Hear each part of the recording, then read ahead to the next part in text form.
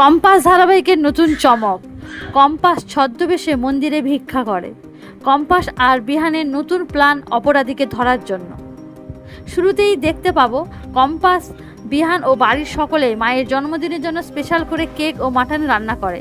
কিন্তু হঠাৎ মায়ের ফোন সুইচ অফের জন্য সকলেই দুশ্চিন্তা করে। আর ওদিকে প্রান্তিকের প্রচণ্ড জ্বর আসে আর ঘুমের ঘরে তার মাকে ডাকে। এদিকে মোনালিসা প্রান্তিকের মাথায় হাত দিয়ে তাকে সেবা করে। আর ওদিকে চৌধুরী বাড়িতে ঋতুজাও ফিরে আসে।